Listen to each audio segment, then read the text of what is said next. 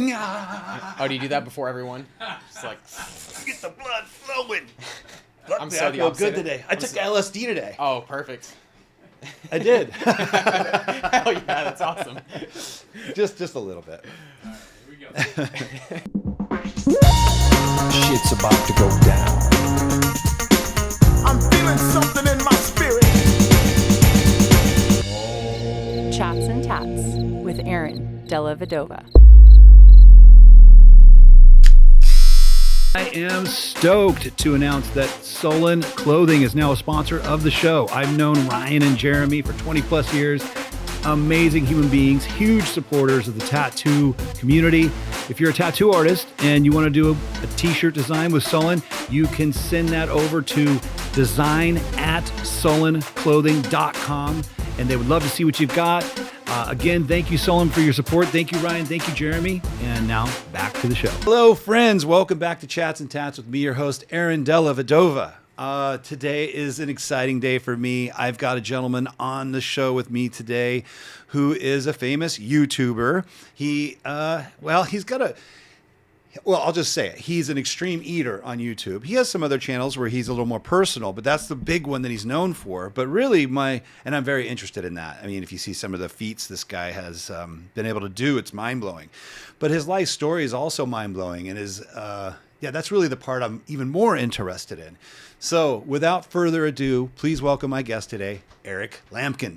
Thanks for having me. Yeah, I'm dude. excited to be here. I'm stoked you came. You know, I didn't know a whole lot about that show. I mean, I'm 51 years old. I don't watch really much YouTube. I'm just the old dude who's like, Netflix is crazy to me. Like, wow, look at this. But I eventually went over there and checked it out, and I was immediately like, I'm sure you hear this all the time, but it was funny too, because you had your first extreme eating moment at Broken Yoke, which I've been many times, and I've seen that thing on the menu. The Ironman challenge. Is that what it's called? Yep. And I've never even had the balls to try it, but I've had friends who were teetering. I've never seen anyone try it, but that was your first one right here in San Diego. Very first food challenge. It's so funny because the Broken Yoke challenge is like the first challenge I saw on Man vs. Food.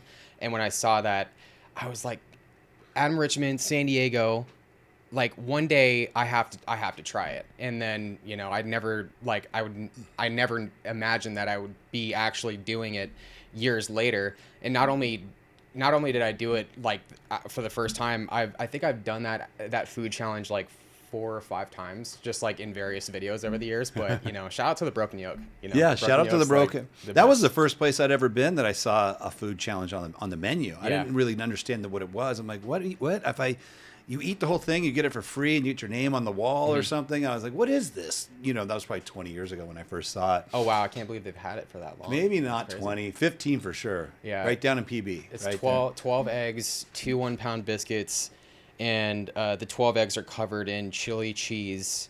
And the potatoes, there's like 2 or 3 pounds of potatoes on it too. So it's like served on like a 15-inch pizza platter.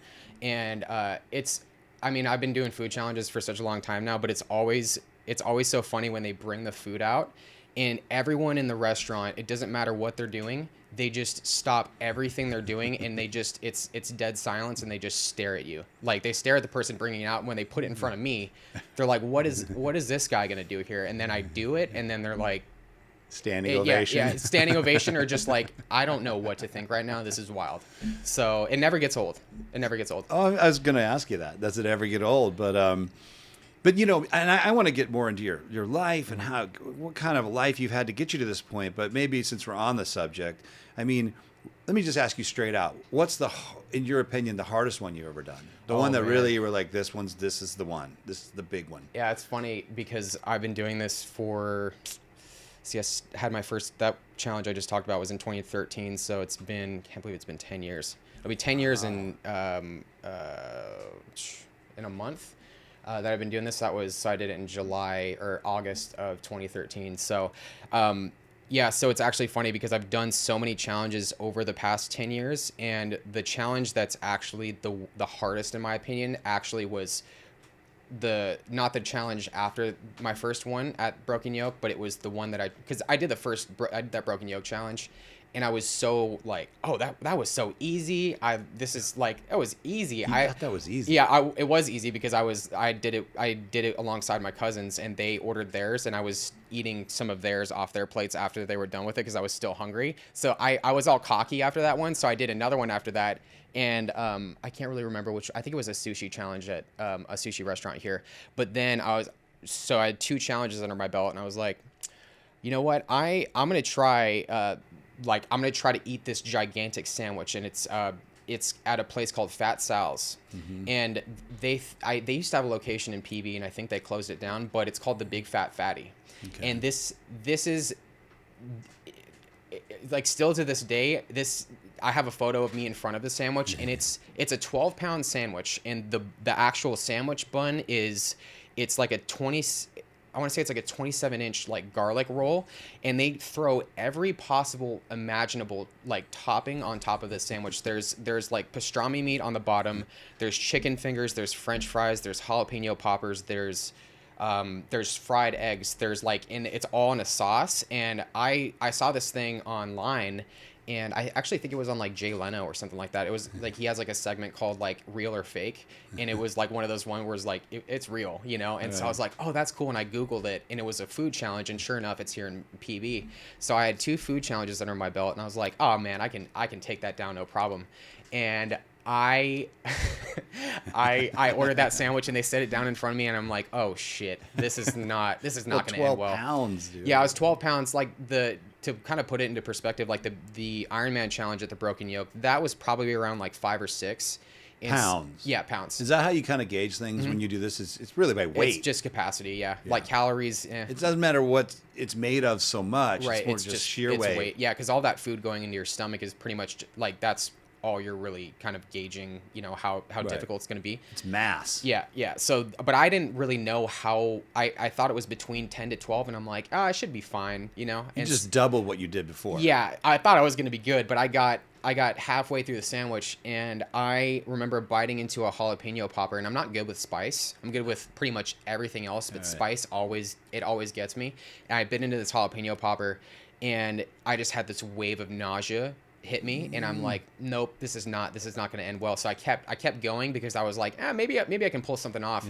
And they serve it to you on they have like paper underneath it, and then I just remember looking down and seeing the soggy bread, like it was like basically mixing with the paper, and I was basically eating bread and paper at that point. And so they should know better than to put the paper under when there. I saw that, it boom, came up. Yep, came up, and I just like in the middle, they have a rule, if you throw up in the middle, you can't go back. So that happened, and I had my first fail like 2 weeks after my first food challenge, where I thought I was like the best, you know, eater on earth. So that's how that ended. So that was the most difficult one. I feel like it's just so funny that it happened like literally 2 weeks after my first one, and I've been doing this for as long as I have been. You know? Right. Well, it's probably a good time for it to happen. You know, it'll give you a little tune-up. Right. Temp down that cockiness, and you had to get serious. So that's So you answered my question. That was your most difficult, and I was gonna ask you if you ever failed. Well, you did, and you probably have other failures. Oh yes. Because when you're pushing it to the edge like that, you can't always win every time, right? So there are failures mixed in there. Yeah, there's definitely, and especially I think that like you can go around not just the United States, but like the world, and you can go into a restaurant with a food challenge, and it's like if you're the average you're just a regular person, they'll just be like, okay, well, if you want to order it, here you go, sign the waiver. You know, if you eat it, you get the meal for free. But I feel like when, like, I've had certain times where I have, like, kind of well after I kind of built my channel and I've done food challenges for as long as I have, I've gone into restaurants, and like I usually like to reach out to them beforehand, because if I'm going to film it, I need permission from them, and I don't want anything to get weird. So I was like, okay, well, I'm a YouTuber and I do food challenges. Is it cool if I do this challenge? And it's usually like, oh, okay, cool, we'd love to have you. And I've had like 99% of the time, I've had really great experiences with restaurants, but most of the time they I shouldn't say most of the time, but there have been times where I've gone in, like I've seen photos of the food challenge and I go in and they've made Stack it up substantially larger, like because they researched you. They're like, oh, we got a pro coming in, right? So they want me to, you know, Fail. they want exactly. So that's kind of like the shitty part about it, but it's also it also makes the video better. So it's like, you know, because it would be boring if I win all the time, you know. So yeah, you gotta that's Yeah. gotta be in there. Like, will he make it? Right, If you right. always made it, yeah. So that's kind of what happens sometimes. But, Is failure always vomiting, or is it sometimes just tapping? Oh no, it's usually just like It's just tapping. Yeah, I definitely like that. I've had, you know, I've thrown up before in the middle of challenges. It's very, very rare, but most of the time, if I fail something, it's just kind of a capacity thing where it's like I know it's just I can't really continue. But do you have a weight? Do you have a number in your head? Like, you know, like that's kind of where I feather. Yeah, so most eaters have when you do capacity training, you're basically just training your stomach to expand. I think the average capacity for like just regular everyday people is like 2 to 3 pounds. Like your stomach can expand that much with like food and liquid. But the top eaters in the world, like people that are doing like Nathan's hot dog eating contest, like they're winning that, like the Joey Chestnuts, the Matt Stoneys, like those guys they're putting down 60 something hot dogs, 70 hot dogs in 10 minutes or whatever it is. They're pushing like 20 pounds capacity. Oh my god. Yeah, I've been in contests before, and the things that It blows your mind. yeah, it's fucking crazy. There's no other way to say it. It's insane, but they do that with really intense capacity training. But for me, over the years, I've fluctuated between like 13 to 15 pounds. And so I feel like when you push that, then it really starts to impact like your everyday life. Because if you're walking around, like your stomach has to expand a lot, but it also has like your basically your hunger on a daily basis. You're going to feel that if you have a really large stomach capacity, because you're always going to want food. Right. So I found a really good like middle ground over the years, and so I don't really have like that, you know, that kind of worry. In other words, to be the top guy in the world, it's going to have an impact on your health. Oh yeah. But at big the time. level you found a level where I can play with this, I can recover, and I can live a healthy lifestyle. Oh yeah, 100%. Smart on you for that. Yeah, I guess that might be the case with any extreme, I guess I want to say sport. I mean, when you look at the guys at the top of these things, they're all risking their lives usually. You know, it's the guy that's willing to push it to the point where, like, I'm not willing to break my neck today, you know, to win the contest. Yeah, there's always going to be consequences, I feel like, when you're the best or you're the most extreme at what you're, like, especially with, like, really, like, with niches like this and with, like, things like this, there's always kind of going to be a consequence when you're at the top or you're the most extreme. Yeah. You're going to have to, like, sacrifice in some way.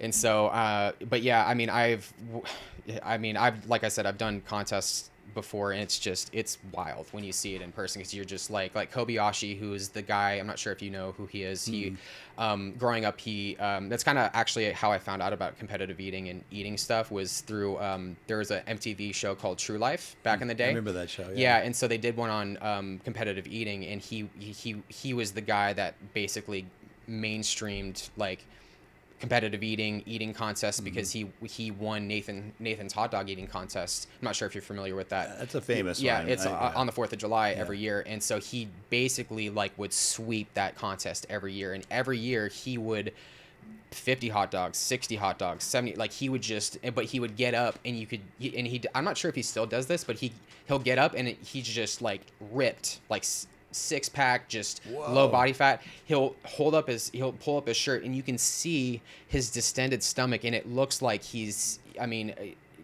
beyond pregnant. Like, it's like it's wild to see. So when he starts, he's got the 6-pack, and at the end of the 70 hot dogs, looks like he's pregnant. Yeah, and that's, I feel like even saying that's an understatement. It's just like his stomach is protruding so much that it's like it's just wild to see in person. But I did a contest with him back in 2017, and I got it was a taco eating contest. The guys from Offspring puts on like a I'm not sure if he still does it, but he does like a taco eating contest every year. And I was there with him, and it was so weird. We did it in between the sets. Like, Offspring was headlining, and then Sum 41 played before them, and then they had us like during the intermission or whatever, and it was just so funny because we're all eating these tacos, and I like, you know, I'm like walk past the dudes from Offspring and Sum 41, I'm like starstruck, and then I'm like, oh, we got to do this taco eating contest now, and I'm eating these tacos, and he's like center stage, and he put, I think I did like 81 or something like that, maybe 85. He eats like 160 or something like that, and it's just wild. But I like got to see him do that in person, Right. and it's like his trademark move when he does. Show you. Yeah, he like gets up on the stage and just like he just like shows his stomach, and everyone in the crowd just like they're just like, what the fuck? And that's you can't have any other reaction except that, Right, you know. right. So, but yeah, it's been wild to see all that and experience it. You so. mentioned training, and that got me curious. Like, what type of training? What is training for an extreme eater? I feel like training, I mean, maybe your training and what that guy's doing is different, or is Yeah. there one kind of system everyone kind of utilizes? Yeah, as far as as far as like capacity training, it's kind of a I feel like it's kind of a interesting subject, because a lot of like competitive eaters and people that do food challenges are like, in my eyes, it's not healthy at all. You know, there's no other way around it. Like you're basically shoving pounds upon pounds of food into your stomach, and it's just it's not a healthy activity to do at all. But in my eyes, like capacity training is another, it's like you're basically like forcing your stomach to expand and then contract. And so a lot of eaters will chug water. And I was thinking like that. yeah, so like a gallon of water. Some do like 2 gallons of water. And Like daily, like every day, yeah, or pick days. I've never done it myself, so I just kind of hear about it. Right. But yeah, so that in and of itself, I feel like is probably the most dangerous thing, because when you start doing water stuff like that, you obviously can get water intoxication. Like you can basically just like, I mean, people have died from that. So it's Really? like, yeah, I didn't know that. Yeah, so I'm pretty If sure you drink too much water, you can die. Oh yeah, 100%. Yeah. So and it's so that basic, like people do that to basically just Yeah, would you know, stretch out your. It's just Yeah. like going to yoga and stretching out your back muscles. Or exactly. everything else. And so a lot of eaters do that route. And so where I kind of change is every day I intermittent fast every day. So usually So I do have 1 or 2 meals, usually 1, but it's a pretty like dense, like lots of vegetables, lots of salad, a lot of liquid, but nothing like, I'm not intentionally drinking a gallon of water, but I definitely have like I fill up my stomach a lot. And then when I go into my filming, I usually come in, I'm doing a ton of training, ton of exercise. So I come into it with like I'm hungry, but I'm also like my stomach's prepared for it. I'm a little depleted, so I'm like, because I'm basically going to be ingesting so much food over the next day or 2 days or however long my video is going to be. And so that's kind of like my regiment for training. And yeah, I mean, I feel like everybody has kind of like their own thing that they do, and that's kind of just what's worked for me. So Very cool. That's interesting. Yeah. What a way to go. You drank too much water. He's yeah, dead. it's wild. Like I first, like I think there was like some chick on a, I don't know if it was here in San Diego, but some lady died like back in the day. I remember hearing about it when I was a kid. Like there was a radio station that put on a contest. You could win like a Nintendo Wii or something like that if you like, for how much water you drank, and she like drank so much to the point where she died. Oh. Yeah. So it's like, it's a brutal way to go, but Yeah. yeah, it's definitely possible for sure. I wonder what happens mechanically when you make how it kills you. You deplete your electrolytes. So at least that's from what I understand. Like you basically drown inside of your body pretty much, because you have no if you drink too much water, you're basically just gonna have no electrolytes left. So, and you can't have a beating heart. Nothing can work if you don't Right. have electrolytes. So That's amazing. You could strip all your electrolytes out of your body Yeah. in one sitting. That's interesting. it's wild. Well, let me steer this around a little bit, because what I really did a little research and listened to some of your YouTube videos, and hearing your struggles as a young man and through your battles with anorexia, and how you recovered from that was really interesting to me. One level, I love stories of people that can take on something of that magnitude and come out the other side winning or overcoming. I love stories of that, but also my wife actually owns a med spa. So I spend my days, she is so wildly interested and has been, I mean, she was talking about gut microbiomes 15, 18 years ago. And everyone's like, what the fuck are you talking about?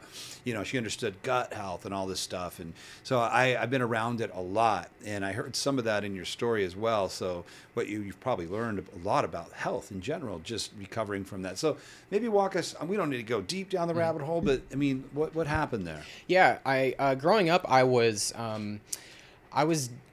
I started off like not super overweight when I was a kid. I was semi-active, but I was a computer geek. I like to sit inside and eat and play World of Warcraft. Like that was my life. So that was comfort to me. But over time, when I started to get 8, 9, 10, 11, I just that's all I did, and so that was comfort for me, and so. I grew up, I was pretty much in a private school, and then I moved from my mom's house to my dad's house, and my mom lived in Bonita, Chula Vista. My dad lived up north in like Del Mar, Carmel Valley area. And so when I moved from my mom's to my dad's house, I had to go from a private to a public school. And so once that happened, I was definitely overweight. I was definitely insecure about how I looked, how I felt about myself. And I made that transition, and I knew kind of going into the school, I went from a school with, 20, 25 kids in my class to a school with like thousands of kids. And so you had a secure environment. Everyone knew you, no one was fucking with you. Now you got I got everything. Yeah. And so that was making that transition. I knew I was probably going to get teased a little bit about my weight, but I was bullied like beyond Straight belief. up. Yeah. And so it was like freshman year I was basically just coming home every day.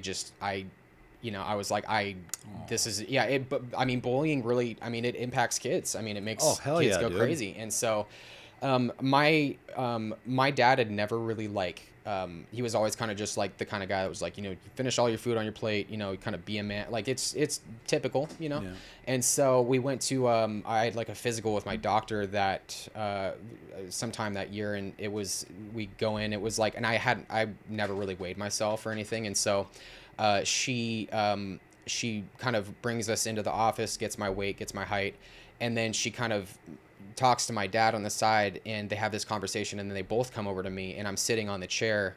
And I'll never forget this, but she basically has this chart in her office, and she points to like the BMI scale, which there's a lot of flaws with, but I won't go into it. But, so she points at, my height, and then she points at my weight, and she goes, you're in the obese area. And so when I heard that, then I was like, it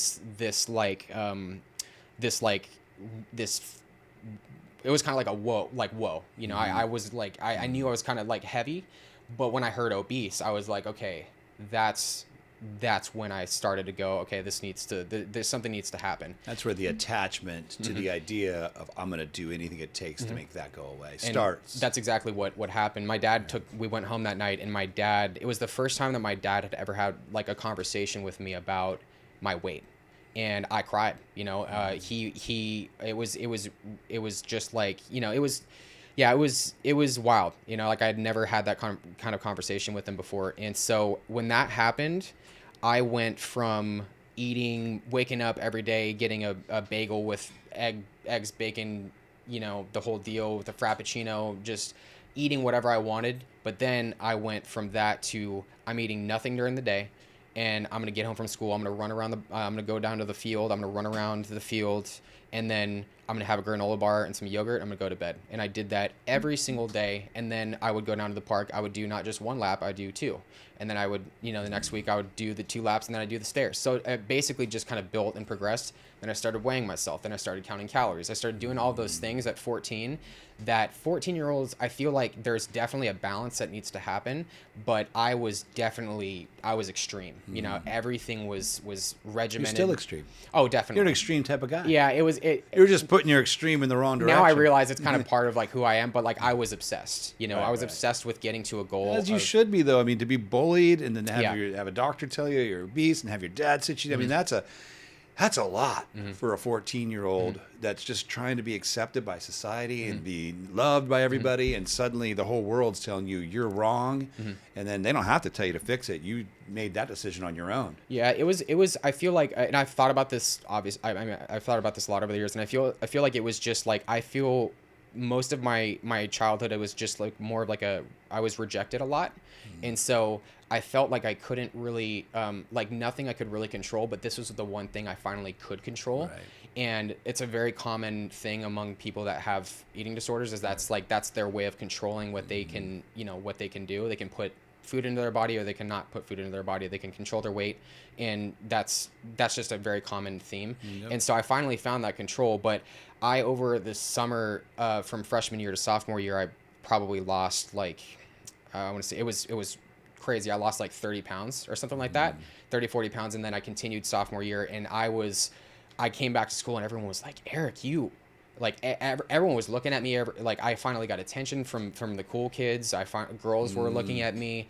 I felt great. I felt like so good that people were finally noticing me, and I wasn't getting called fat. I wasn't, the stuff that I was used to when it comes, like, with bullying, with all that, wasn't happening anymore. Right. And so then I had that validation, like, oh, this is great. This is working. Yeah. And then, that obsession just continued to get worse. And, I started to, like, there were times where it was good, but I started to really focus on, the weight on the scale. And, I remember telling my dad, like, oh, okay, well, I'm 165 now, but, I would like to be like 155. And, he would just be like, oh, well, I think you look good. You should. But I kept, like, that was kind of like the first red flag, where I was like, I kind of wanted to keep pushing it. And eventually things just continued to drop. And then I think a family friend said something to my parents. And that's when they were like, you should really get, like, take him back to the doctor, see if he's, physically, like, just have him do a physical, because he's lost a lot of weight. Right. And so it was weird, because we went back to the same doctor that had called me obese, like a year and a half before that. And I'll never forget her face when she saw me. She was just like just shocked. And it was not, but it wasn't in a good way. She was like, is he okay? Is he like, you were too thin. Yeah, I was too thin now. Right, so I was now, I was obese and everything, but now I was too thin. And we walked out, like, it was one of those appointments where it was just like you should be worried, like, all these things. And so she gave my dad a reference to, like, an eating disorder therapist or whatever. And so we went in, and long story, short, like, that's how I got diagnosed, was right. We went, and this lady basically asked me all these questions. And then, and that's when I think I had just turned 15, or maybe I was 16, but that's when I was diagnosed, with anorexia. And right. So yeah, that's kind of how everything really started. And, that's, during that time is kind of where actually I found out that I could, kind of weirdly enough, how I could eat a lot, because that's when I started doing, like, really extreme, like, not eating during the day, but just, like, eating all my one big meal. Yeah, one big meal. But that one big meal was, like, it started with, like, a Tupperware container of, like, vegetables and chicken. But over the course of that summer where I lost all that weight, that vegetable and chicken meal was like, okay, now the Tupperware container was a bigger Tupperware container. And then it just, like, just more and more and more. But that over time, I mean, I got to the point where I was just, like, always hungry. And so that's kind of, like, weird how it all kind of just right. It was the beginning of teaching your body how to put large amounts of food into your belly. Right. And so I did that. Healthy food, but still extreme amounts. Yeah. So that's how everything really started. So that's interesting. And then I think the other part of your story was learning about your health, right? Because you got anorexia, you go to therapy. There's a lot of different. I listened to your whole thing, and maybe you don't got to go through them all. They try this, maybe they think it's what was your? Oh gosh, I forget now. They put you on a medication for your thyroid. Then there's a bunch of little things that happen in there, but in the end, what did you really discover about your health that healed you? But besides the psychological healing, like was it your gut health, or was it in the end your gut health that was the big issue, leaky gut? So, I mean, I feel like I've always kind of had that to some degree, as far as, and I'm not sure if that's like more, I'm suspecting now it's kind of more of a genetic thing, that I've gotten that, but, but over like from going through all of that, I've definitely learned a lot over the years about my health, for sure. Like About I feel health like in general. I mean, I feel like I'm I'm kind of like my own science experiment in a way. You could be a nutritionist. Yeah, by now. I mean, well, without like people just see me just gorge on food, but outside of that, I kind of have to be. I mean, I get my blood work done 4 or 5 times a year. I'm like always. I'm so fascinated by health. And I kind of learned all that when I was going through everything. I learned what, how many calories were in a gram of fat, and how many calories were in a gram of protein, how many calories in a gram of carbohydrates. So that's kind of where it all started. But I feel like most of my healing, actually, like when I was in treatment, most of it was psychological. Like when I was first, I had to go into treatment when I was. Two times I had to go into treatment. The first one when I was 17, and the next one I was 19. And then the one when I was 19, I was actually in like an inpatient facility where you're like, you have to give what they feed you. Right. And so the physical side to it is actually going through the uncomfortable part of weight gain. And so I was like 125 pounds, and I obviously you can't weigh yourself, or you can't know your weight when you're going in there. The part that helped me in that time was just gaining weight to a point where I could think clearly again. Because when you're so underweight, when you're malnourished, you just don't think properly. Right. That's Brain's just not functioning correctly. Yeah, you doesn't have.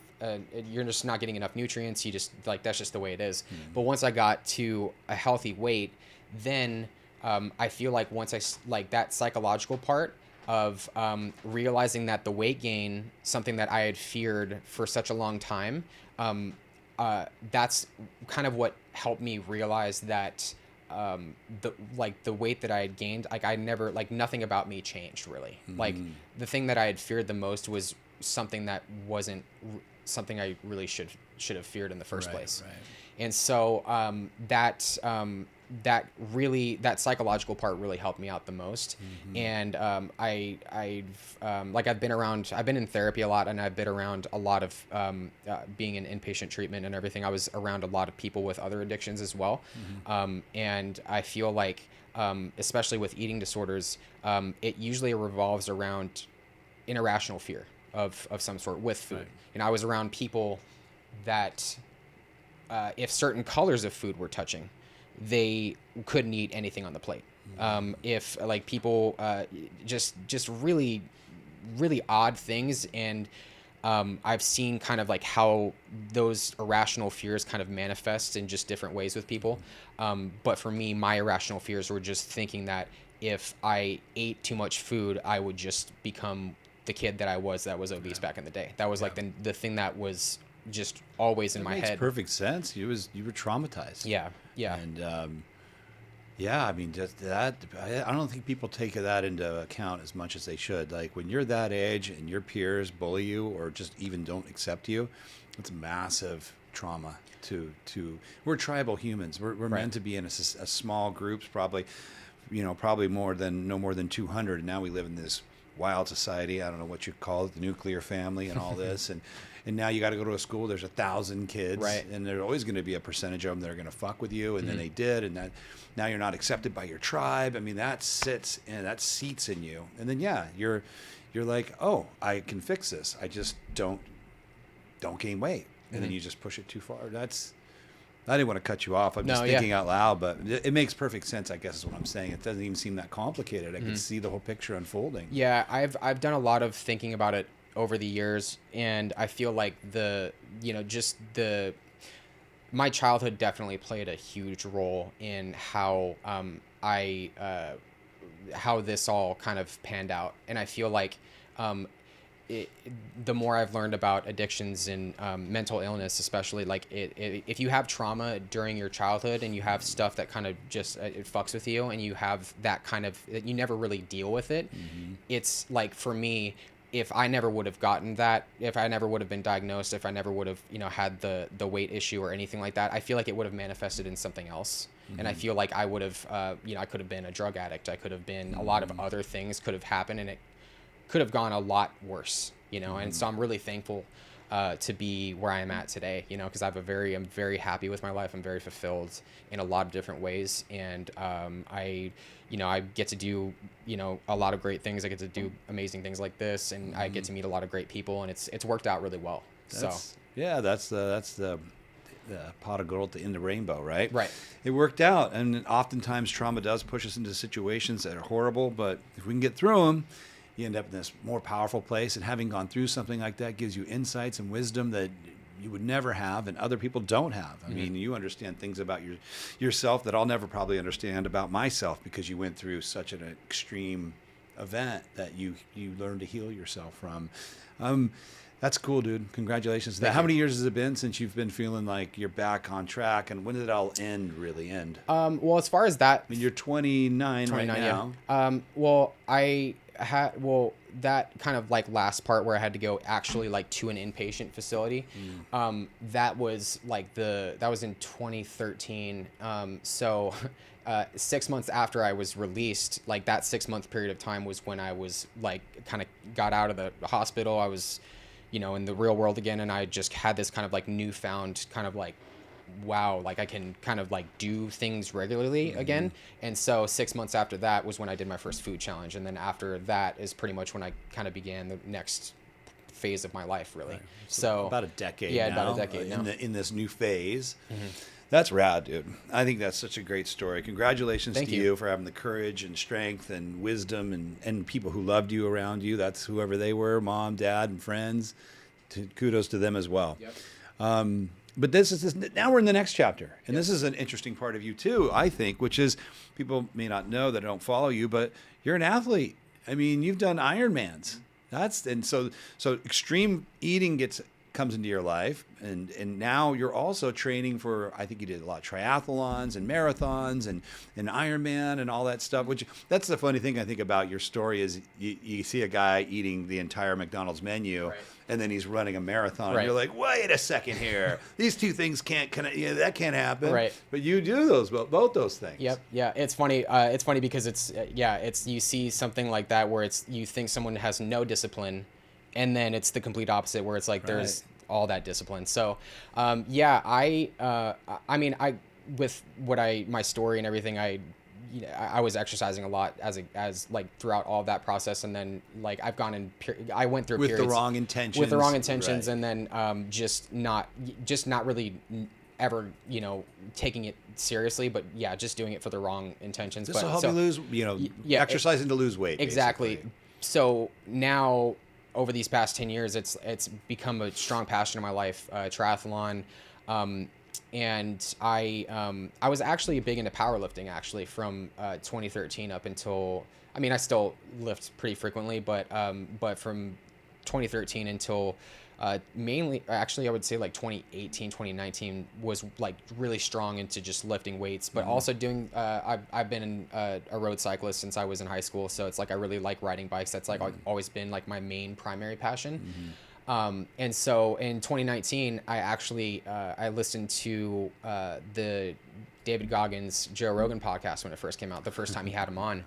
And I remember listening to that in just, I was so captivated by his story, and I was just like, this guy's, I remember listening to it on a bike ride, and I like almost had to like stop and just like his just entire story was so powerful. And then I read his book, and then at the time I was lifting weights a lot. I was basically just kind of doing both, like riding my bike, lifting weights. And then I was like, you know what, I want to see what a marathon, like I want to try to train for a marathon. And so just like hearing his story, it motivated the shit out of me to just like try to do something that was really hard. And so I did my first run like the next day after I listened to his book, and I went out and ran 8 miles. Like, it sucked so much. I think everybody like on planet Earth can like actually say that running is just like this universally. it. Yeah, everyone hates running. I hate Yeah. it. So I remember I like going riding out- bikes. Yeah, riding bikes is fun, but running hurts. You know, like Yeah, I don't it's- mind the heavy breathing. Like I like to cycle too, and I don't mind climbing hills and Yeah. riding and all that. But when I get, it's the same amount of breathing, and I just don't enjoy it. It's hard on the I body. wish I did. It's so easy. All you need is a pair of sneakers, and you're off and going. You know. Yeah, so I was that. I was just like I was like, you know what, this is gonna suck. But I did my first 8-mile run, and I was like, you know what, okay, well I'm gonna sign up for the marathon. So I signed up for the marathon, and it was the Carlsbad marathon. It was like that next. So this was all in like November, and it was in January. So it was like I had like 2 months really not much to do time. it. It's not really. So I was like I was reading online that you need to start preparing like 6 months to do a marathon. Or at least, you know, like 6 months to a year. And I was just like, yeah, fuck it, I'm just gonna sign up for the marathon. And so I did ended up actually doing the first marathon, and I ran a 3:17, which is in marathon world, like that's pretty that's pretty damn good. Like most people do it. Most people do a marathon in, I mean, you're talking like 4 hours, 4+ hours, and I did it in 3:17. And like to qualify for the Boston Marathon, you're looking at like you pretty much have to run like a sub 3-hour marathon. And so I was literally Close. I was In was your close. first one with not enough training. Exactly. And so So when you're like, this is my thing. I did it, and I was like, this is that's pretty fucking awome, you know. And That is so awesome. I started doing more running, and then I was like, you know what, I ride bikes, and I just did this marathon. Why don't I try doing an Ironman? And I kind of knew what an Ironman was, but I never like looked into like the specific miles you'd have to ride or specific running and stuff like that. But the one thing that I feared the most was the swim. So what I just said about people hating running, like how you feel about running is how I feel about swimming. I fucking hate swimming. It's Just the act of swimming, or the thought of being out in the ocean. the thought about being in the ocean. That's scary to me. Right, but right. like I sink when I'm in water. I'm just dense. I just don't. And I had a bad experience when I was a kid. I tried to do swimming lessons, and I like almost drowned in a pool. And so I feel like there's another thing PTSD. there. Like, Exactly. you know. And so I remember just going online and seeing like, shit, I got to swim 2.4 miles in an Ironman. And that, I mean, it's a long way, you know, like 112 miles on the bike. Some Ironmans are 160. There's one that's 116, 112 miles on the bike, and then a full marathon, 26.2 miles, and then the 2.4 mile swim.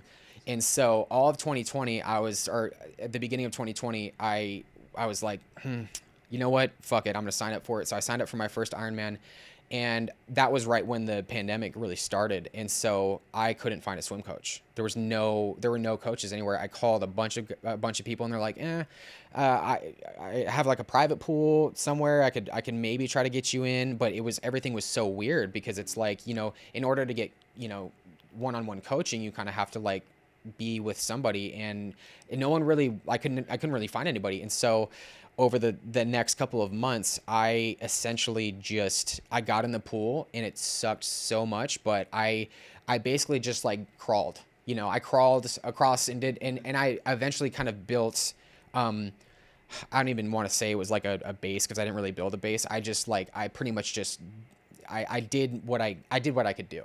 And I signed up for my first Ironman and it was in Waco, Texas, and I ended up doing it. And that was, so that was my first one. Almost didn't do it because I worst thing, like I had a bunch of shit happen. Some dude threw thumbtacks in the road, and I got 2 flat tires. And I know there was so much shit that went, like everything that could go wrong, like it went wrong. And so but I managed to pull it off. I did it in 11 hours and 11 hours and 29 minutes, I think. And then I did my last one in Chattanooga last year. And so I'm training for my next one this year. It's going to be in Arizona. So so it's been very fulfilling. David Goggins has been a huge inspiration for me as far as really challenging yourself to get to a better place. And like that hurt that you feel, that suck, that shitty feeling of, you know, monotony and your feet hitting the pavement. That physical part of just shit really not feeling good. That definitely that definitely makes you a better person. That suffering makes you a better person. That's what Ironman is for me.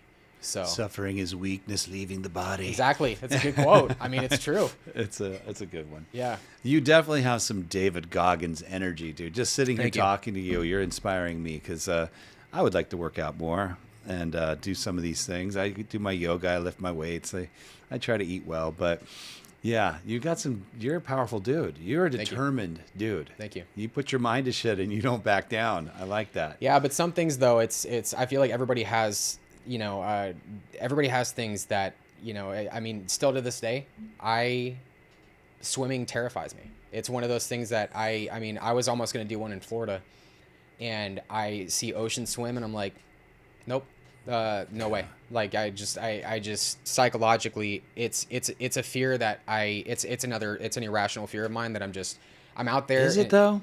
I mean, you're not going to get eaten by a shark. A few years ago, that dude got bit in half out here off of La Jolla. Oh, really? They were swimming.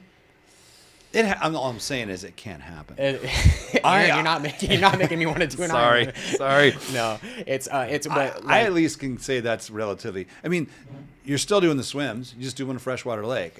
When it comes to the fitness, you're stepping up. You just don't want to be out in the middle of the ocean. Maybe you get left behind the pack and you're just the one in the back. Yeah, it terrifies me so much that I was going to do a half Ironman this year in Oceanside. And I mean, half Ironman's 56-mile bike, half marathon, which is 13.1 miles. And then the swim is like 1.2 miles, but it's like that you had to swim in the lagoon out there, or I don't think it's actually in the lagoon. It's definitely in the ocean part. And then I see that and I'm just like, it's definitely, but it's a challenging, it definitely fucks with my head where it's like, I just can't do it. Eventually, I mean, it's just over time, I'm gonna have You're gonna get there. I get can feel it. Get in the ocean and start really, working at it. But yeah, it eventually, I'll work through it. So. No. Sorry for that comment about don't look up the news of all the shark attacks. Yeah, I'll definitely have to avoid that. The reality is we all know statistically getting eaten by a shark, you're getting your car to drive here is much more dangerous. Right. Right. So there's that. The likelihood of that actually happening is so small, but it's less about that and it's more about just being in like I was watching this video the other day and it's like especially after like the whole Titanic thing, like my girlfriends were like watching all this shit on YouTube about like, how big the ocean is and stuff. And it's like, we've only explored 5% of the oceans in the world. And it's like that other fucking 95%, what's out there?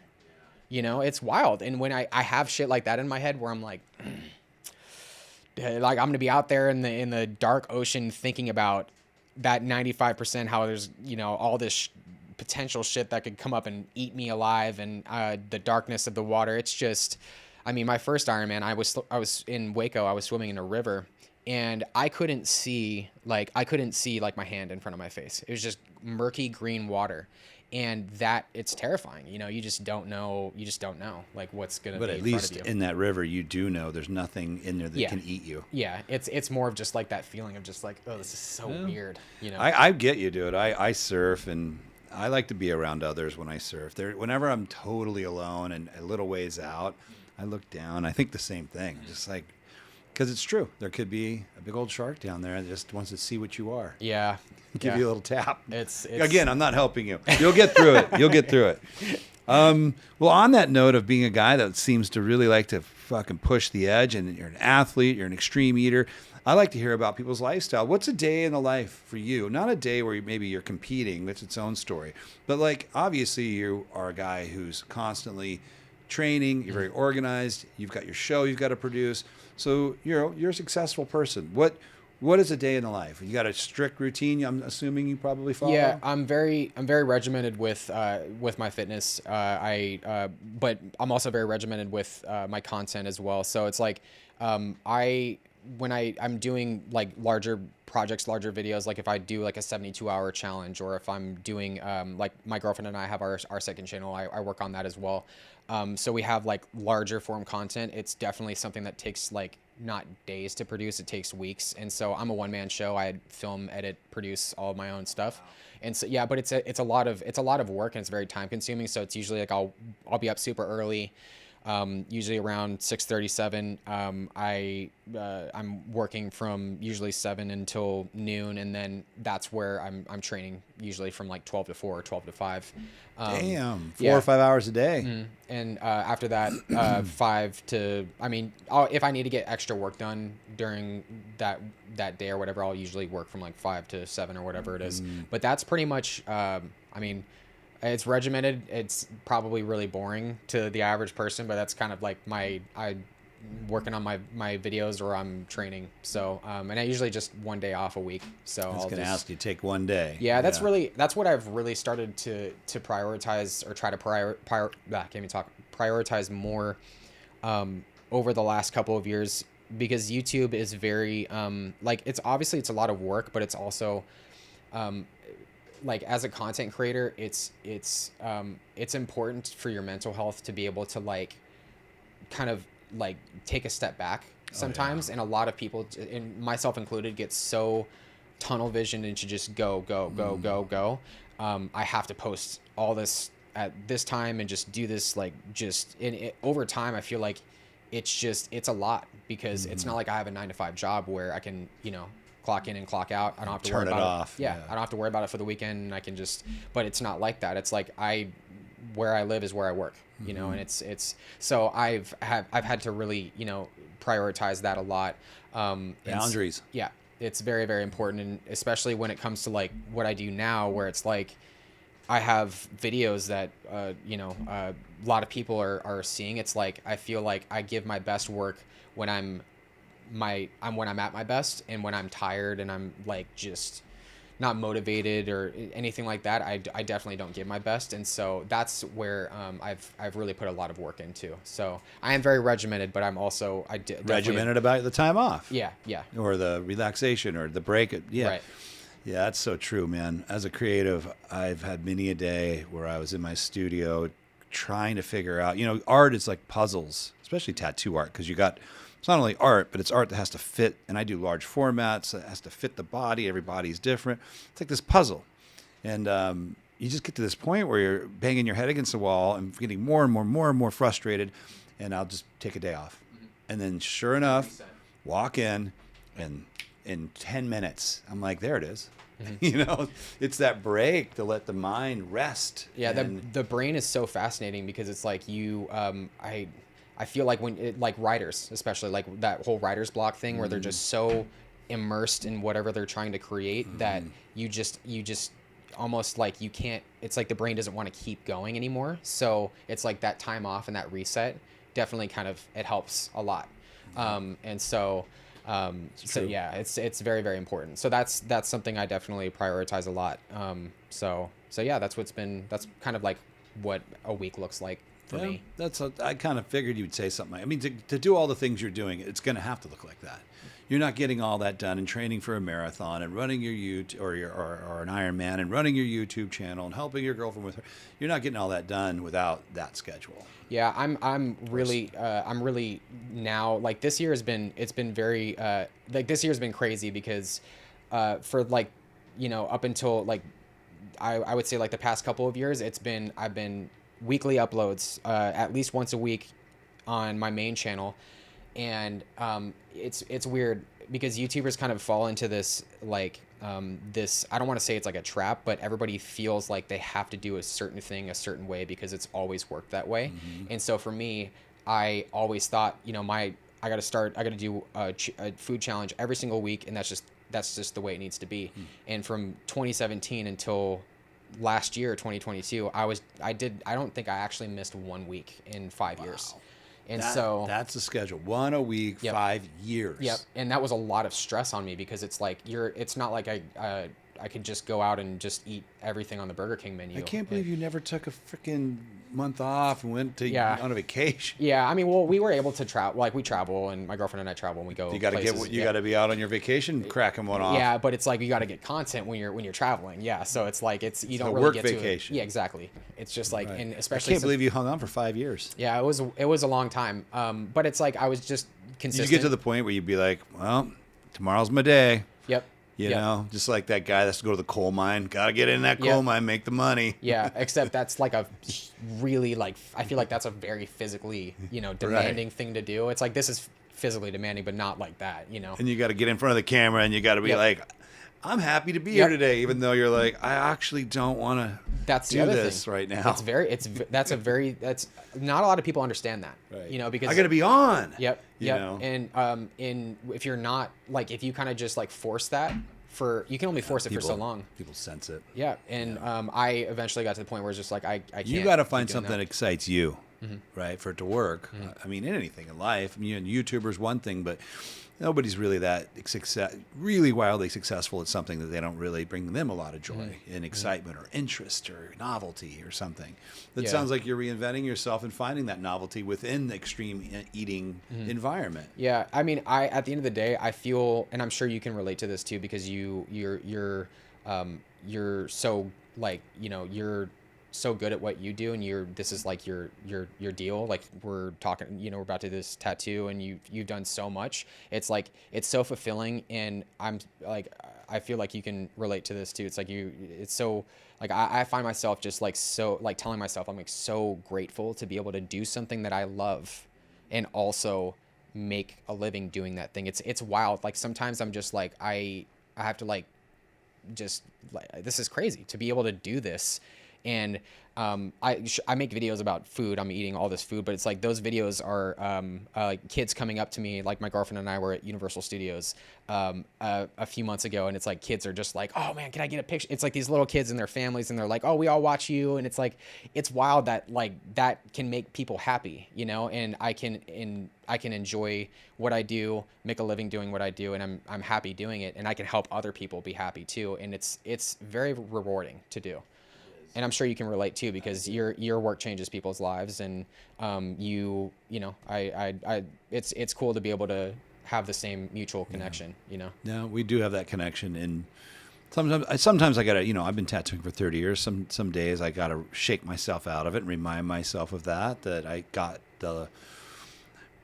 the ability to live a life doing the thing I love, so far my whole life pretty much. I mean, I did some stuff prior to tattooing when I was a young man, but that was just leading up to this. And yeah, I'm very grateful. And it's nice also to do something that brings others joy. It's not just my own. I get to come to work and draw pictures and do tattoos, but then seeing how happy they are. And that whole thing is something I'm really grateful for. Yeah, it's crazy because I think about like it takes I always feel like I'm not like the most creative person, especially when it comes to like I play guitar a lot I still play guitar a lot, but that's its own creativity, and like creating YouTube videos and editing things and shit to pop up everywhere, that's its own creativity. But like art, like actual art, is just I'm just so not built that way at all, and it's just I have so much respect for I'm an artist, and I feel the same way when someone plays a guitar. It's all creativity. I've said this a million times. There's nothing different about. It's just funny because the world, when you hear the word art, our minds go so quickly to people who can draw or paint or sculpt or a few other things.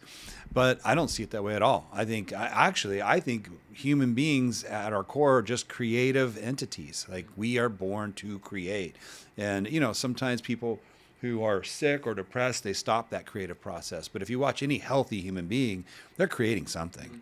I mean, my wife creates a lot of things, but one of the things is she makes her garden and our yard, and where the plants go, and she puts so much thought and care into it. And people that come to my house are like, "My God, who did you hire to do this?" I'm like, "It's my wife," and it brings her a ton of joy, and it brings people joy that get to come and see it. But it's creative thinking. She has to be like, it's all creativity. We're creative beings. We're all creators.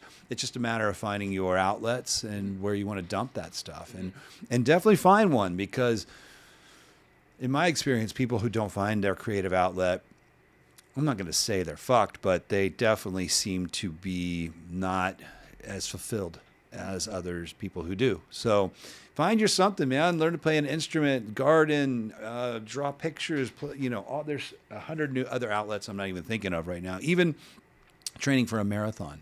you're going to have to get creative. You're going to have to try to figure out all these different things to this puzzle to be able to get you to that finish line. That in itself is creativity. So thank you for the compliment. But yeah, that's what you're doing. That's what I'm doing. We're both lucky to be doing it. Very lucky. I mean, a Yeah. lot of people just get focused like on they get stuck in 9-to-5 jobs and they just do stuff that they hate for the rest of their lives. And it's like the thought of that just I'm so glad that it worked out the way that it did. And I just stuck with something that I enjoyed and was my passion. Well, we're also lucky to live in a very prosperous time in human history. Right. I mean, go back a few hundred years, I would probably, where I was born to a middle-class family in Iowa, like 200 years ago, I wouldn't have had the option to do what I'm doing today. No one's going to pay me to do tattoos or art at all. I would have probably had to go work for my dad's construction company or my grandpa's farm, and that's what you did. And we're very lucky in this, not all of history has had this luxury that we have now. Hopefully it lasts with the craziness of the world and everything. I think it will, but we're definitely in a zone right now where we have, or at least here where we live, where we have this luxury to be able to do these outlandish things for a living, Yeah, that's actually a really good point. I feel like for me, if I would have started doing this, 10, 20 years ago, if I was like my same age back then, it's like you'd be like, the fuck are you doing? There wouldn't have been a platform to Yeah. get you out to millions of people, first Yeah. of all. And second of all, 20, 30 years ago, maybe it wouldn't have been as interesting. There's a lot of factors there. I mean, it all timed out to where you are today. Yeah.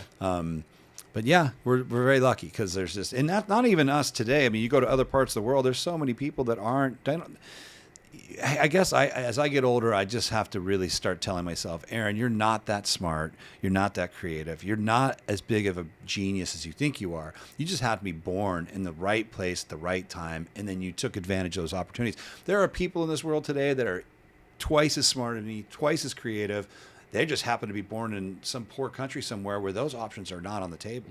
They're too busy trying to feed their families and not get shot while they're doing it, So that's another form of gratitude I try to plug into my brain when I think I'm having a hard week or a hard day. Like, are you really? Yeah, that's very important to be able to have that kind of dialogue with yourself.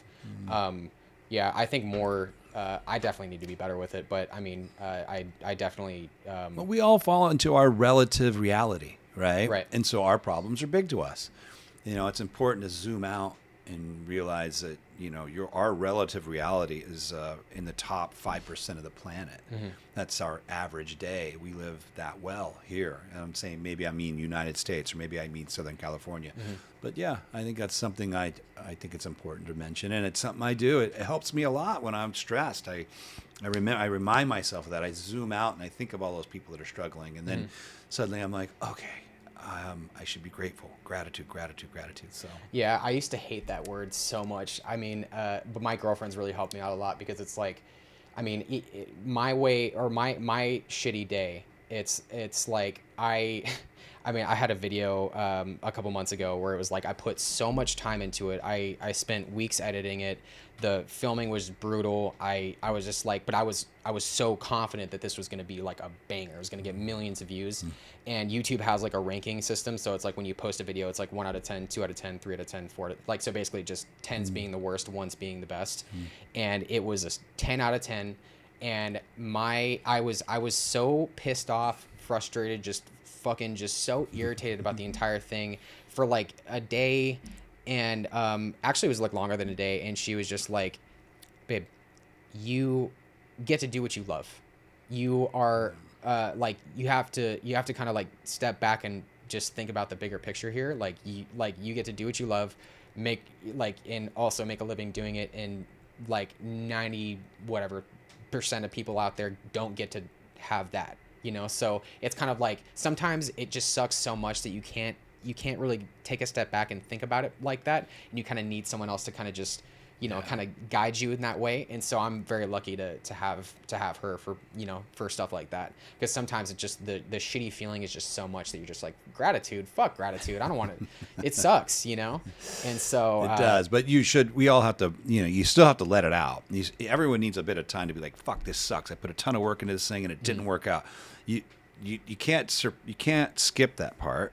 My thing is just, how long am I going to stay in that part? Let's just get through that part, get it out and be done, and get back to this other place where I'm.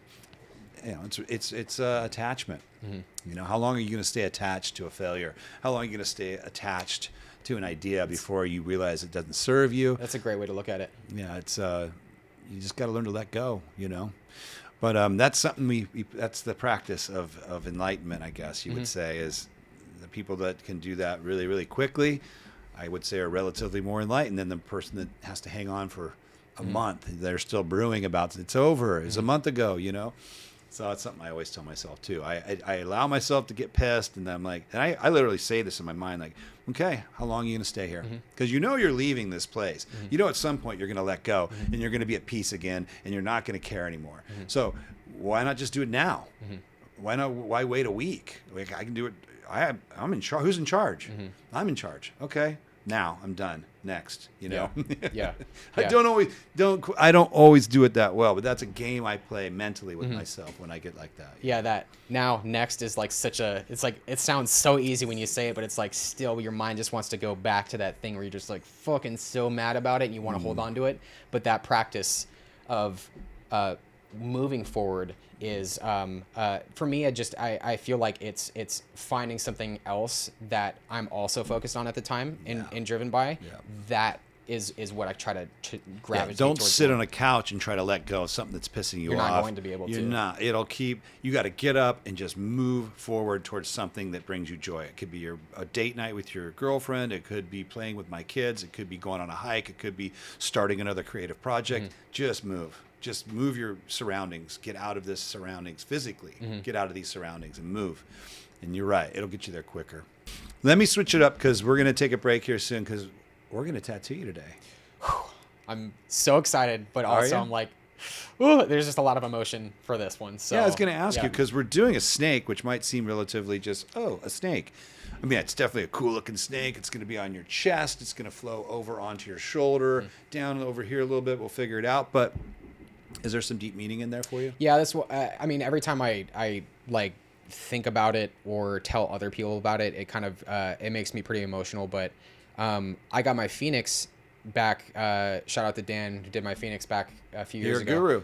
Yep, you're a guru, and the that Phoenix guy's amazing. Yeah, he's so good, and I was so blown away. An amazing human. Too. Yeah, so blown away by his tattoo, but I got the Phoenix because the Phoenix, I guess, is it's a symbol of rebirth, renewal, and I knew I wanted to get a sleeve done, but then I thought about how I could make something that was like, I also kind of wanted to do my chest too, but I was really struggling with like what I actually wanted, and I knew I wanted to do something that was a continuation of the Phoenix, but I was thinking about, okay, clouds, fire, because I wanted this to be like the Phoenix is a symbol of rebirth, but I wanted something that was going to signify struggle after rebirth, because it's not like life isn't just an easy road. There's always ups and downs. There's always shit that goes wrong. And that's trying to figure out how to get that into something that was going to also work with the Phoenix. I was like, okay, well, snakes, I was always terrified of snakes as a kid. I almost got bitten by one when I was a kid, and I think that trauma kind of like stuck with me, and I always have been scared of snakes ever since. And so I thought of the snake, and I was like, okay, well, I started researching into like snakes. What do they symbolize? And it seems that snakes can be like a symbol of strength. And so I kind of feel like that fear being an aspect to it, and like the whole meaning behind the snake is like, you're still going to have shit to deal with in life, and that fear can either break you or it can make you. And so for me, that's those are, I want that to be a reminder every day that I live, and that's going to make me, and I'm going to get through those struggles for the rest of my life. And so I'm just so excited to be able to actually like do it, because I've been thinking about it for the past 3.5 years, and so I'm really, really excited for it. So Don't fear the reaper, nor the wind, or the sun and the rain, or the snake.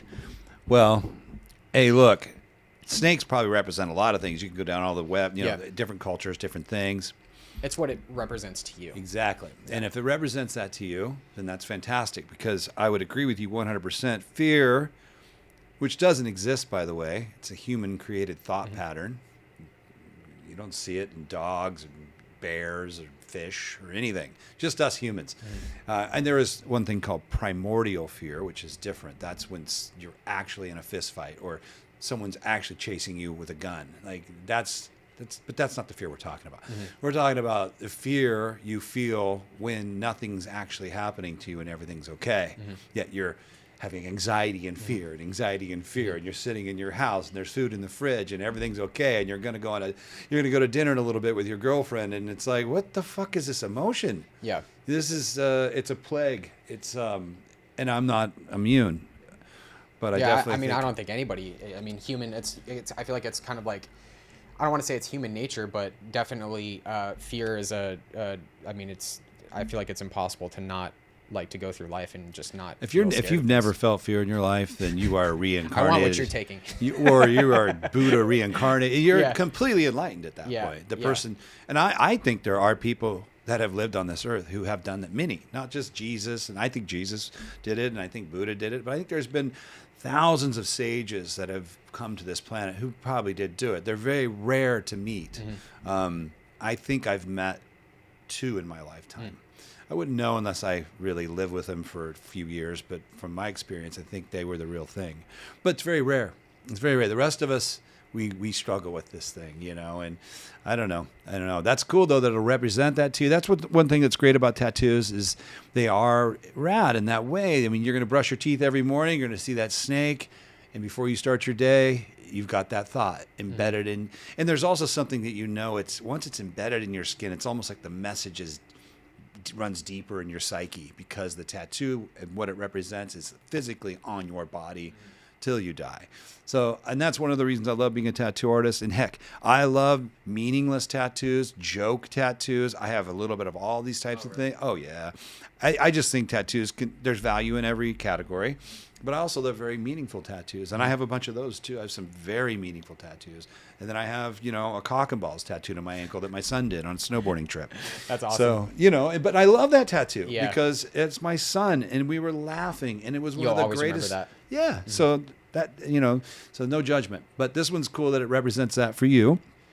And I'm happy to do it. Yeah. I mean, it's going to be cool, like, actually seeing it. It's like the Phoenix is there, but it's like having something on me that I can actually look down and see. It's like, whoa.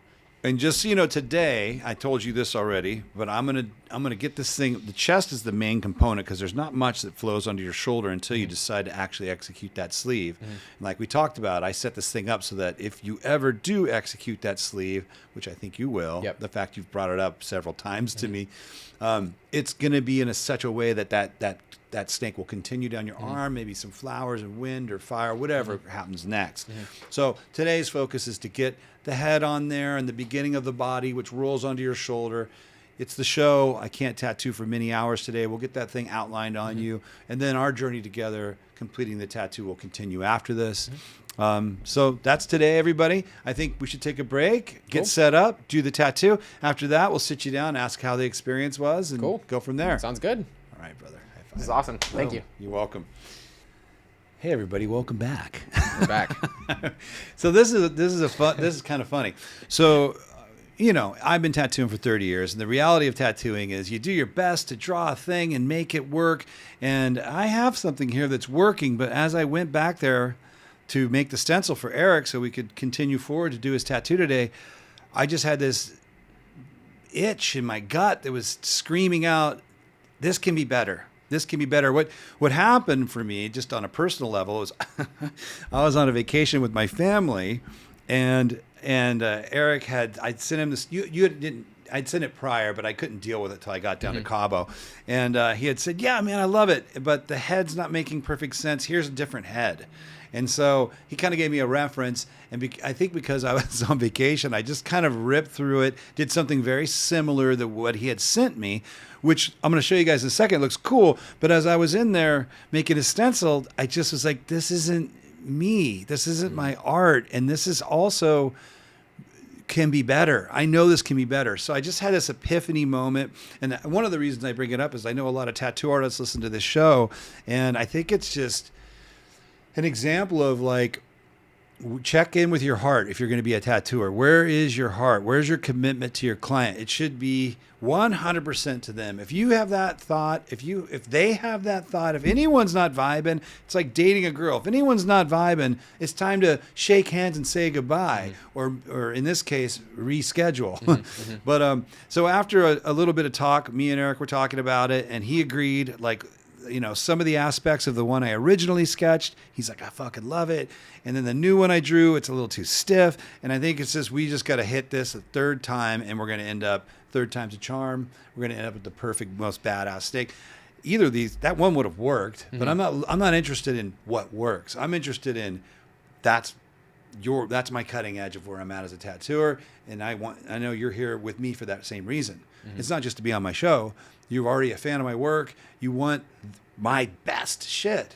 And this isn't my best. This isn't my best. And it's for those reasons. But just, you guys are all like, if any of you are watching and not listening, for those of you that are watching, that top one is the one after I made, the bottom one's the one I drew. And the top one is after I made the adjustments based on his suggestions, which weren't bad suggestions. It's just that I just lost myself in what you wanted and who I am. And we ended up in a place that I think can be better.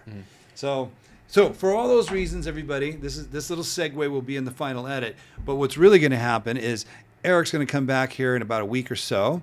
I'm going to have a new drawing that we've already figured out together. And we're going to do the entire tattoo, which another thing is he's now telling me, hey, Aaron, I wouldn't mind this being a half sleeve. So now I'm like, well, if it's going to be a half sleeve, that might change the way this thing goes across your shoulder. Things might tweak because of that. And we're going to do a little sketching together here in a bit to figure that out. So with all these things in mind, when the goal is to make the best possible tattoo, it isn't going to happen today. That's all. Yep. And you know what? Life's long. One more week ain't going to kill nobody, right? Yeah. I really, really appreciate like you noticing that and just letting me know. And I mean, I definitely like to rush into things a lot too, and I'm just like, cool, that looks fucking awesome, right there. But it's like, you are the expert, you know. So it's like you do this so much, and so I feel like I'm really just glad that we kind of took a step back and looked at it and was like, okay, are we really 100% on this, or you know, and so yeah, that's I'm amped to see, you know, the full finished everything, and I think it's going to be fucking amazing. So they only get better when you redraw them.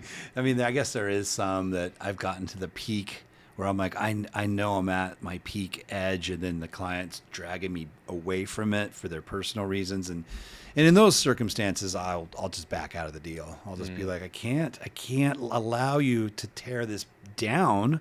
I'm willing to adjust it, make changes for you within reason, but if it's going to be something that degrades how dynamic and interesting the art is, that's personally where I back down. Not to say that, you know, that's not always the case. There are a lot of tattooers out there they just do what the client wants, you know, and there's nothing wrong with that either. You know, some clients want to be the director of the art project, and I've even had some clients that are pretty damn good directors. They just had a really good eye for art. I've had clients that have made suggestions that made the art better.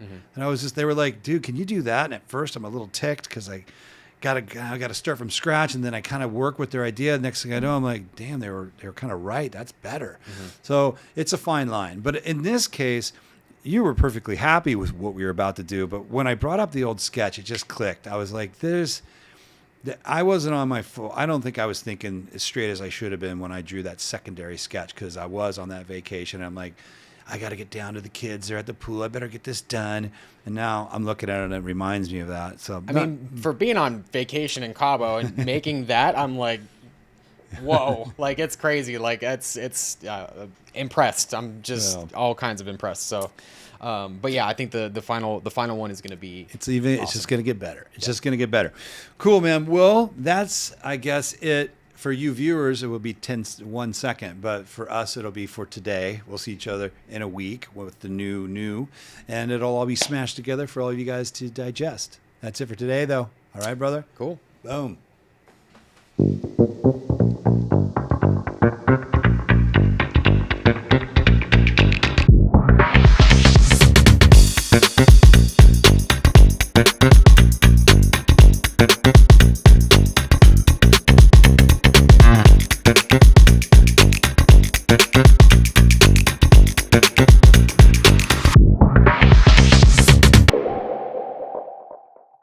Hey everybody, welcome back. For you guys, it's been 3 seconds. For us, it's been a week and a half. Yep.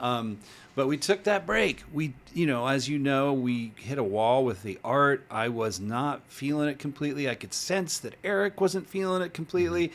And there's been so many tattooers I worked with over the years that would have intimidated you. You would have been tattooed that day. They would just be like, all right, ready? And you'd have been like, oh, okay. Just get it done. Because Right. you can really use that. The tattoo environment is so, the client's never going to admit that they have anxiety and they feel a little intimidated. They're just going to play it cool, But the reality is, for most people, unless I've been getting tattooed your whole life, you are nervous, and the tattooer is an intimidating person. Even though I try to be, I don't think I am. You're but, totally not intimidating at all, but I get thank what you're God. saying. I work to never be intimidating. But it's very easy for those people in those positions to just be like, you ready, man? And just they want to get their tattoo done for the day and go home and make their Right. money. But we did not do that because it wasn't feeling right. But it was cool because we took that break and we got a new snake head that I think is better than the last two that I drew. And we changed the whole background. We went from fire to now rays of light and clouds, which you came up with. And because of that break, we now have the right thing on you. And, Yep. we were only able to get the chest done. It's going to obviously go down to a little over a quarter sleeve on our next session. On the show, I really couldn't get to all that. But we're on the right track now. And you're stoked and I'm stoked. So stoked. It came out so good. Awesome. So, yeah, the amount of detail that you put into the scales, especially, it's just it's incredible. So, Hey, a toast. Toast. A toast to the beginning of a journey together on this pretty large tattoo. Yep. Cheers. Cheers. Yes. So, for all you tattooers listening, keep your tattoo karma clean. Do what's right by the client, no matter what, period. It'll all come back to you in the end. So, having said that, how was getting practically your nipple and your armpit tattooed? Yeah, I was really worried about the nipple, but actually, the closer you got to my armpit, that was where it really started. The hot spot was. Yeah, and then the tongue kind of gets towards That's like my sternum. heart. Yep, that sternum part. I was like, yeah, that was a little rough, but I mean, I actually think it was not too horrible. The back piece that I have was the line work for that was just. You said it was like 8 hours. It was tough. And so coming into this one, I was expecting the line work I was expecting the shading to be easy on this one because the shading was easy on the last one, but it was actually the shading of this one was actually worse than the line work was. So I was like, whew, pain level was up there, but you know what? It's just a part of the game. So, just got to go through and just push through, and we got a great, result. So I'm really happy. It's amazing as humans, we have built into our DNA, we forget about pain really quickly. I think it's why we keep doing things, because if we really remembered really well how much some things hurt, we wouldn't leave our houses. We'd just be like, I'm not going out there. Just live in a bubble. Yeah, totally. Yep.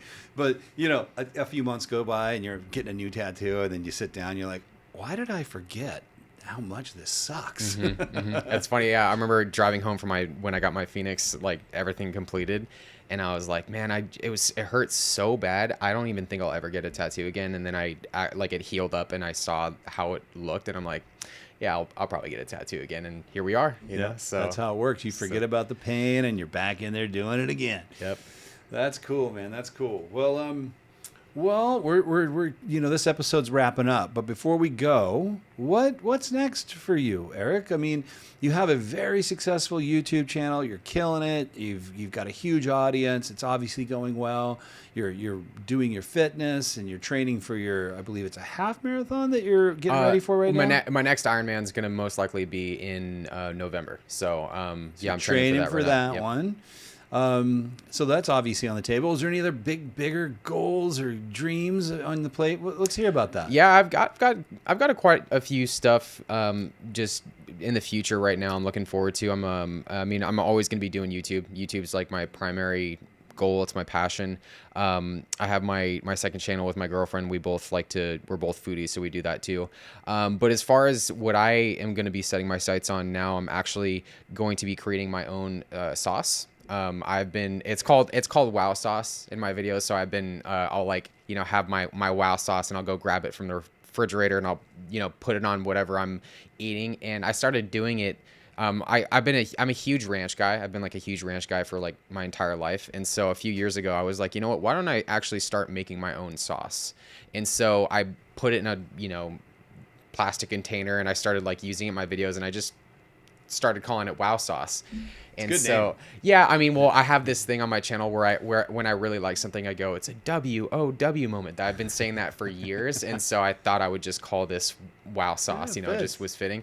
So, so the past 3 years, I've been trying to basically get this actually made into a product that I can sell to, not just my subscribers, but people that just love sauce, that love, condiments. And I'm just a huge sauce guy, so I was just like, I'm gonna try to create something and make something that everybody's gonna love. And and so I'm in the creation stages of that right now, perfecting the recipe, and I hope to have that launched, if not by the end of this year, hopefully by the middle of next year for sure. 2024. Very cool. Is it a ranch-esque sauce? Everybody thinks it's ranch. But it has a lot of it's ranch forward. Yeah, so it tastes it. I've done a few different recipes for it, but it's not going to taste exactly like ranch, but it definitely has some similarities to it. If you're a garlic lover, you will love it for sure.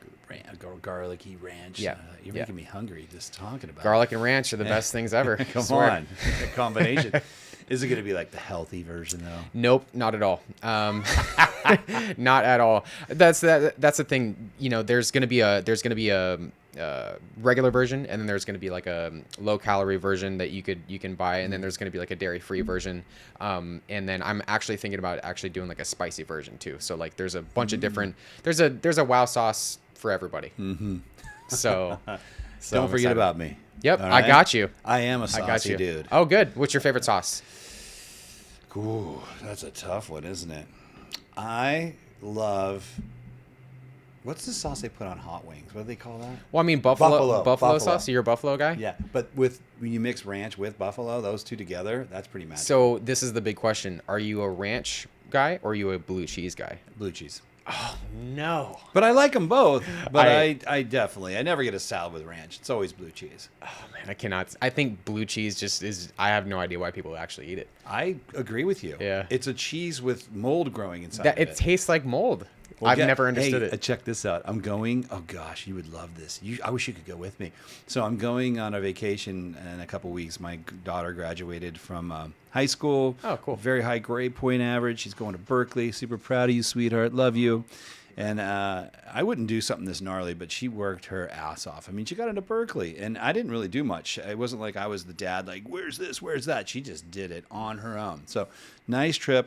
Before she goes off to college, I want to take her to Europe. She's never been to Europe. Oh, nice. We're going to end up, we go to Paris, we go to Rome, we do a few things. We end up in a place called Sardinia.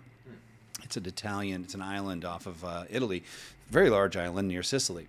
But I don't know much about it. I've never been. But one of the things they're famous for is a cheese that I'm going to get this a little wrong, but they basically allow maggots. Oh, I knew you were going to go here. Oh, I've seen this. Yeah. It's wild. It's like one of the like top 5 foods in the world. That's like the most foul like things you can possibly eat. And people actually eat it. Yeah, no. Wow. And I asked somebody who ate it. I'm like, but is it? I mean, the maggots are alive.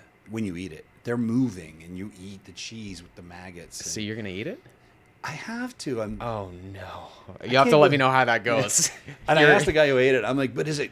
I know it looks disgusting, but when you eat it, it's probably yummy. He's like, no, it's horrible. It's gross. It's like I don't know why anyone eats it. So why do people eat it? I've don't never know. understood it. I'm sure I'll learn more when I'm there because I like to mingle with the locals and dig yeah. deep and figure out what the fuck's going on. Perhaps they don't eat it. Perhaps it's just for this dumb tourist like me. Like, give him the maggot cheese, these idiots. It's like $50. He'll buy it. He'll eat it. Yeah, my girlfriend and I were watching a video on YouTube that actually it was talking about that, and we were both just like, why does that even exist? It's just like it's crazy. So you have to let me know how that is. I will. Maybe it is good. I mean, who knows? I think I'll do it. I have to do it. Anyway, you do it. I would never do that. Maggots and cheese. Yeah, no. So no, you thank can put back the 100,000 calories of the size, the volume. Quantity. But when it comes to certain things, I think the most adventurous thing I've ever eaten was probably canned rattlesnake. And I think I've had it was, I want to say there were bull testicles in a can. But I can't really remember. It was years ago. I was on a it's kind of like a gross eating show, and they had me as a guest, and so they had all these really nasty fucking things in these cans, and they were basically going through everything, and I had no idea what the layout was going to be of the show. I was just there because it was cool, and I wanted to collab with the channel, so I show up, and they're like, okay, we're going to eat all these things, and so canned rattlesnakes pretty gross, and bull testicles are gross, and all these they had canned 30-year-old canned salad that was like greens in a can, and it was that's what it was. So everybody was going through each thing, and at the very end, and if you're eating a meal while you're listening to this, I'm sorry, but here's your warning to skip ahead. But they actually got everything that had been on the table, every canned thing, and they dumped it in one. And one person, it was disgusting. They called it the skank concoction, and you had to eat it. And so that was absolutely horrible, and I would never ever do something like that ever again. But that's probably the grossest foods I've ever eaten. It was all in one night, so I got my share. I like that little fun fact about you, though. You're down with the calories, you're down with the volume, but not weird. But you gotta shit. like what you're eating. Yeah, it's got to be things you want to eat. Yeah, that's a whole nother game. Eating.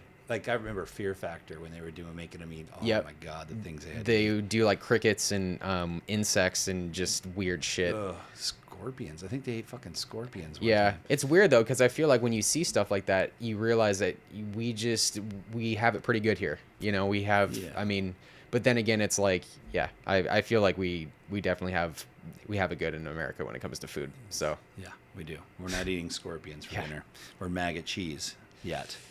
Well, that's great. And so well, how about this? Where can people find you? What's your primary place to go? And I know you have a couple other side channels you're doing. Yeah. So my main, I'm Erik The Electric, ERIK, Erik with a K. The Electric on Instagram, YouTube, and Twitter. And Instagram just came out with Threads. I don't know if you've seen that. I heard about it. I don't even know what it is yet. Everyone's going crazy over it right now, but it's basically just Instagram's version of Twitter. So they you can post all your, I don't know. I started one up, so I'm on there too. Okay. And then my girlfriend and I have a second channel called The Electrics, where we do fun food reviews and stuff like that. And then I have my third channel, Electric Talks, where I kind of go over health stuff and all that, my fitness and everything. And so it's pretty much everything. Very good. Very cool. Very cool. Well, it's not the end of our story. It's the end of this episode, but you'll be back. We have more tattooing to do. I look forward to it. Likewise. It won't be on this episode, you guys, but if you follow me on Instagram or any of my other platforms, you'll eventually, in the next few weeks or a month or two, be able to see the finished tattoo I did today on Erik. And I guess that's it for today, my friend. I'm stoked we're off and running with a project that I love and you love, and it's only uphill or downhill, I should say, from here. So stoked. Another toast. Cheers, my friend. Thanks. Thank you guys for tuning in. Leave me some comments. Let me know what you're digging over here, what you're not digging. What do you want more of? Give me a subscription. I love it. All you guys have been so supportive. All the little messages and DMs I've been getting, it's keeping me running on this project. I'm having a good time, but keep it coming. I need that motivation from you guys. Let me know where I'm at. And I think that's it for today. We'll see you on the next episode. Cheers. Peace out.